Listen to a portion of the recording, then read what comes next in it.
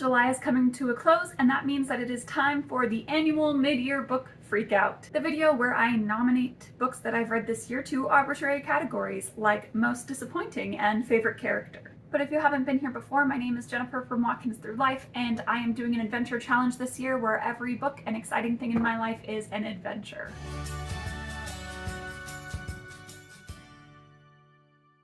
Before I go into all of the categories and whatnot, let me give you just a quick rundown of the books that I have read since the last update. I have read Magician Master, which I gave 5 stars. Outlander I gave 1 star. The plot to romance ratio was a little bit helter-skelter for me. The Gunslinger I gave 1 star. Sunshine 5 stars. And then I read the whole Glamour Histories series. Shades of Milk and Honey got 3. Glamour and Glass got 5, Without a Summer 4, Valor and Vanity 4, Of Noble Family 4, and then The Pioneers by David McCullough I gave 4 stars. Honestly, I wouldn't read again, but it was very well written. I mean, it's by David McCullough, so of course it's well written.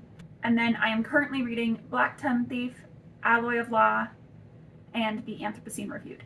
Anthropocene Reviewed has been on there for a while. It's a book that my husband and I read to each other every so often, and it's just a fun hobby for us.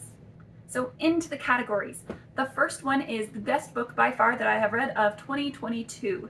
And this one was Sunshine by McKinley. It was so stinking good. I didn't really think that I would love the vampire storyline aspect of it, but I ended up really liking their partnership and the different characters in the story, how the alternate history worked to include the fantasy aspects, and it was just so wonderful. As Neil Gaiman said, it was pretty much perfect.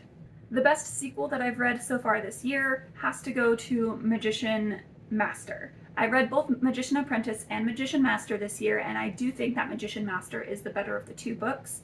I really liked how the different storylines and characters ended up weaving together and coming back in the end.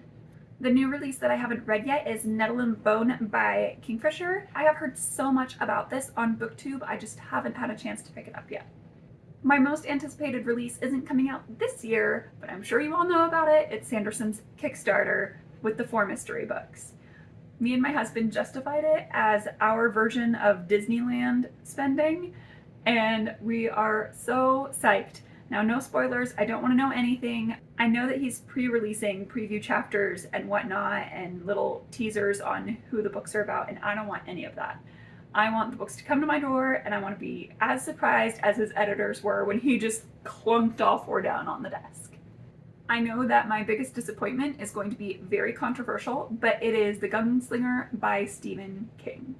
Now, Westerns are already not my favorite kind of tropey genre area, so the whole beginning where he's just walking through the desert towards an old abandoned town, sheriff style, was not my favorite. But when the protagonist threatened to end a woman's pregnancy as an interrogation technique, I could not go any further. I put it down. I don't care how you feel about abortion. Forcing a mother to do it against her will is 100% not okay. That is crossing a very big line in the sand that I have, and I was pretty disappointed. This was kind of my first foray into Stephen King novels, and I was very excited to really get into them. I know he's a big deal, and this kind of left a sour taste in my mouth, and I'm not exactly excited about picking up another one. The biggest surprise for me that I ended up liking was the Glamour Histories by Robinette Kowal. One of my friends recommended them to me, and while not all of them are adventure books, you could argue that like 3 or 4 out of the 5 are adventure books. So I ended up reading the entire series, and the first one didn't really sell me. It was legitimately Sense and Sensibility with a bit of aesthetic magic system going on in there. And then the 2nd, 3rd, 4th, and 5th books really ramped it up a notch. I loved how she did her research on not only the history of the time period, but also the writing styles and writing language of that era, and really put them together to create really exciting, engaging books. My new favorite author has got to be Namina Forna. She wrote the Gilded ones, and I just read that this last year. I love her voice and her style, even if the ending of the plot wasn't exactly my kind of fun. Her writing style definitely is, and I'm going to be looking out for her for other books. I know I copped out on this last year too, but I still don't have a newest fictional crush. My real life husband kind of sets the bar a little bit high. So honestly, every male character I've read this year kind of falls short. But my newest favorite character is so hard for me to choose. I'm reading The Blacktongue Thief and Alloy of Law right now, so my favorite character is a toss-up between Norgal and Wayne.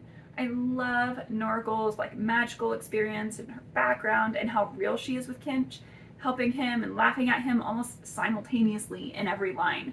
But then there's Wayne from Alloy of Law, and I love his little habit of trading objects. It's just so unexpectedly endearing. And I haven't finished the books yet. Maybe when I do it'll be easier to choose, but for now it's a tie. A book that made me cry?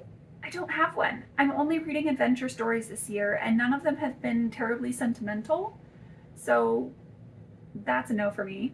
A book that made me happy, Stardust by Neil Gaiman. It is just so easygoing and lighthearted, and it just gives me all the warm fuzzy feelings when I read it. The most beautiful book that I have received or gotten this year is Avatar: The Promise. So I'm volunteering at the local Friends of the Library bookstore in my city, and there are books that are donated or passed on from the library that are damaged and we can't sell. But since I've been getting into bookbinding, I decided to go in every week, go through the dumpsters, and save some books from eternal trashdom. And this is one of the ones that I rescued and saved and fixed up, and I'm so happy about it. It's just gorgeous. The pictures are just so reminiscent of the cartoon, and the artwork is beautiful. I just love it. I got the search from Powell's Bookstore last year, so I'm excited to have both of these. The next question was what books I need to read by the end of the year. These are definitely one of them. These qualify as adventures. I'm very excited about them. I'm definitely going to be reading them by the end of the year. Also on that list is finishing up Blacktongue Thief. I want to read not only Alloy of Law, but the ones that come after as well. I know that Sanderson's going to be releasing a fourth one, so I want to be ready for that. And then I also want to read the first couple books of Wheel of Time, which should basically take me to the end of the year. I know that I have some pretty controversial opinions on books, so please call me out in the comments. Friendly banter about fictional worlds is always welcome and always a fun pastime. Hopefully your TBR list is making a little bit more progress than mine, but until next time, happy reading!